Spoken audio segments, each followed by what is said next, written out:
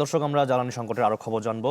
রাজধানীর তেজগাঁও এবং রাঙামাটি থেকে যুক্ত হয়েছেন আমাদের সহকর্মীরা। আমরা এক এক করে চলে যাচ্ছি তাদের কাছে। প্রথমে চলে যাচ্ছি তেজগাঁওয়ে মুহাজির হকের কাছে। মুহাজির, আপনার পিছনে দেখতে পাচ্ছি বাইকের অনেক দীর্ঘ সারি। সেখানে পর্যাপ্ত তেল পাচ্ছে কিনা গ্রাহকরা, জানাবেন আমাদেরকে। ক্লিংকার বেশি থাকলে সিমেন্ট বেশি খাঁটি। আনোয়ার সিমেন্ট। শাকিল, এই মুহূর্তে আমি আছি তেজগাঁওয়ের যে সিটি ফিলিং স্টেশন রয়েছে সেখানে, এবং আপনারা এরই মধ্যেই দেখতে পাচ্ছেন যে তেল আসলে নিতে পারছেন। এখানে মূলত দুপুর দেড়টা থেকে এখানে তেল দেওয়া শুরু হয়েছে বলে আমরা জানতে পারি। এবং এখানে এখন আমরা যখন আসি তখনই দেখেছি যে প্রায় 7 রাস্তা পর্যন্ত চলে গিয়েছে এই সারি, এবং সেই সারিটি দীর্ঘই হচ্ছে, কারণ এখানে যারা এখন আসছেন বেশিরভাগই আসলে সকাল থেকে অপেক্ষা করছেন তেলের জন্য।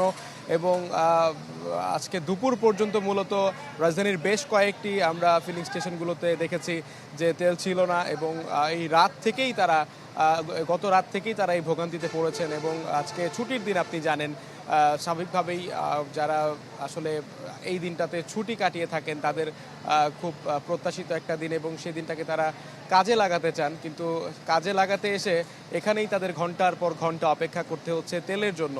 এবং সেটা বিশেষ করে যাদের মোটরসাইকেলেরই আসলে বেশি সারি, এবং এখানে সর্বোচ্চ 500 টাকার তেল তারা পাচ্ছেন, প্রায় 5 লিটারের কিছু কম তারা তেল নিতে পারছেন। এবং সেখানেও আমরা দেখতে পেয়েছি যে যারা এখানে যাত্রীরা রয়েছেন তাদের কিছুটা হতাশা রয়েছে। তেল পাচ্ছেন, এটাই তাদের কাছে এখন অনেক বিষয়, কিন্তু তারা সরকারের কাছে বেশ দাবি বলেন, কিংবা তারা সরকারের কাছে বেশ অভিযোগের মতোই তারা করছেন যে তাদের সরকারের হয়তোবা এই বিষয়টাকে আরও গুরুত্ব দেওয়া উচিত। এবং কেউ বলছেন যে এরকম একটা সংকট, এটা তো আগে সরকার আরও হয়তোবা চাইলে গুরুত্ব দিতে পারে, এবং বিষয়টাকে খুব দ্রুত আরও যেন সহজ করা যায়, যেন এই সেবাটা ভোক্তারা পেয়ে থাকে ভালোভাবে, এই দাবিটা তারা করছে। শাকিল। জি মুহাজির, ধন্যবাদ আপনাকে। এবার চলে যাব রাঙামাটিতে জিয়াউল হকের কাছে। জিয়াউল হক, আপনার পিছনে তেমন একটা সারি দেখতে পাচ্ছি না, লাইনের বন্ধ আছে কিনা সম্ভবত জানাবেন আমাদেরকে। শাকিল, এই সারি না থাকার অন্যতম কারণ হচ্ছে গত দুদিন ধরে রাঙামাটিতে 4টি ফিলিং স্টেশনের পাম্প রয়েছে, কোনো পাম্পে কোনো রকমের ডিজেল বা পেট্রোল অকটেন কোনো কিছু দেওয়া হচ্ছে না। এই কারণে আসলে এই কোনো রকমের সারির মতো দেখা যাচ্ছে না। মানুষজন এসেই শুধু ঘুরে যাচ্ছে এই পাম্পগুলো থেকে। তবে পাম্প মালিকদের সাথে কথা বলে তারা যেটি বলছে, ঈদের পরে মাত্র একদিন, মানে গত বুধবার গত বৃহস্পতিবার শুধুমাত্র একদিন কিছু পাম্পে, মানে 2-1টা পাম্পে তেল থাকলো, সেটি তারা দ্রুতই শেষ হয়ে গিয়েছে। তারা যেটি বলছেন, যে তারা একটি কথা বলছেন যে মানুষজন বেশি আসার কারণে যে পাম্পের যে চাহিদার চেয়ে মানুষ বেশি আসার কারণে দ্রুতই পাম্পগুলো তেল সরবরাহ শেষ হয়ে যাচ্ছে। একটি তথ্য জানিয়ে রাখতে চাই আপনাকে দর্শকদের উদ্দেশ্যে, যেটি হচ্ছে রাঙামাটিতে এই শহরের 4টি ফিলিং স্টেশন ছাড়া রাঙামাটিতে 10টি উপজেলাতে কোনো ফিলিং স্টেশন নাই। সেখানে খুচরা দোকানে আসলে তেল বিক্রি করা হয়। সেসব দোকানগুলোতে কোনো ধরনের তেল সরবরাহ দীর্ঘদিন ধরে বন্ধ রয়েছে, যার ফলে রাঙামাটি, দুর্গম, বাগাইছড়ি, লংগদু, জুরাইছড়ি বা বিলাইছড়ি এইসব অঞ্চলগুলোতে যখন এই সেচ কাজ দেওয়া হয়, সেচ কাজের জন্য তেলের একটু বিশাল ঘাটতি তৈরি হয়েছে। তারা এই উপজেলা থেকে তারা জেলা শহরে এসেও তেল পাচ্ছে না, ডিজেল না পাওয়াতে। এই সময় যে বোরো মৌসুম বা চাষাবাদ হচ্ছে, সেটা একটা বড় ধরনের ব্যাঘাত করছে বলে তারা আমাদের জানিয়েছেন।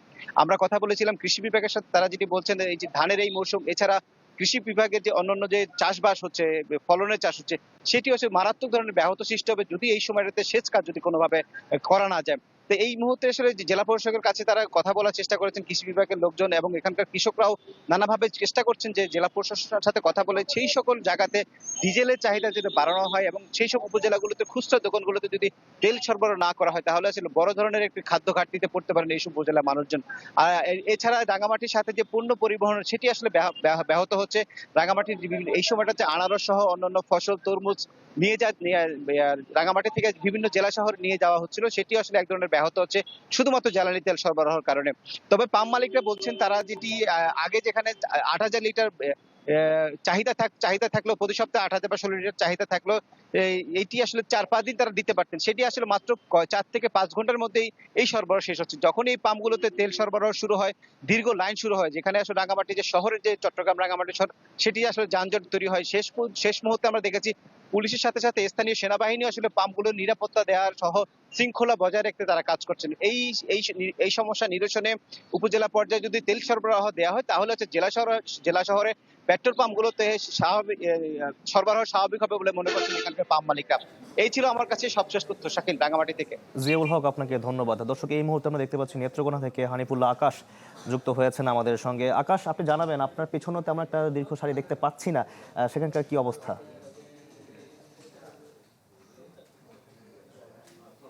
সবচেয়ে গুরুত্বপূর্ণ যে এলাকা ঢাকা বাস টার্মিনাল, সেখানের একটি পাম্প মোনাকো ফিলিং স্টেশন নামে এই পেট্রোল পাম্পটিতে কিন্তু কোনো দীর্ঘ সারি আপনি দেখতে পাচ্ছেন না, কারণ এখানে গতকালকে থেকেই কিন্তু নেত্রকোনায় পেট্রোলের একটি সংকট দেখা দিয়েছে এবং কোনো ধরনের একটি মাত্র পাম্প গজিলপুর শহরে, সেখানে গতকাল দুপুর পর্যন্ত তেল দেওয়া হয়েছে। তারপর থেকে কিন্তু নেত্রকোনার যে 18টি পেট্রোল পাম্প রয়েছে সেখানে আর তেল নেই। এবং আমরা আজকে জেলা প্রশাসনের সাথেও কথা বলেছি, তারা বলছেন যে আসলে এই নেত্রকোনায় গতকালকে 38,000 লিটার যে 18টা পাম্পে দেওয়া হয়েছিল এবং পেট্রোল দেওয়া হয়েছিল এবং 4,500 লিটার অক্টেন দেওয়া হয়েছিল, কিন্তু এই সরবরাহ করার পরে কিন্তু এই যে যারা চাহিদার তুলনায় আসলে পেট্রোল বা অক্টেন কম থাকার কারণে কিন্তু সেটি শেষ হয়ে যায়। কিন্তু আজকে সকাল থেকে কিন্তু সবকটি পেট্রোল পাম্পই বন্ধ এবং আপনি দেখতেই পাচ্ছেন যে বাইকার বা বিভিন্ন ধরনের পেট্রোল অক্টেন চালিত যে যানবাহন রয়েছে তারা কিন্তু এসে এখান থেকে ফিরে যাচ্ছেন। প্রতিনিয়তই কিন্তু গাড়ি আসছে এবং এখানে বন্ধ দেখে কিন্তু প্রায় সবকটি পাম্প থেকেই কিন্তু যে যারা বাইকার রয়েছেন বা পেট্রোল অক্টেন চালিত যে সকল গাড়ি রয়েছে তারা কিন্তু ফিরে যাচ্ছেন। এবং এই যে পেট্রোল অক্টেনের যে সংকটের যে হতাশা, এটা কিন্তু বেড়েই চলেছে এবং জেলা প্রশাসনের সাথে আমি কথা বলেছি। জেলা প্রশাসনের পক্ষ থেকে জানানো হয়েছে যে এই নেত্রকোনায় এই ধরনের যে সংকট রয়েছে সেটি সমাধানের জন্য তারা বারবারই কিন্তু আকাশ, ধন্যবাদ আপনাকে আমাদের সঙ্গে যুক্ত হওয়ার জন্য। দর্শক, জ্বালানি সংকটের খবর আমরা জানছিলাম রাজধানী এবং রাজধানীর বাইরে থেকে যুক্ত হয়েছিলেন আমাদের সহকর্মীরা।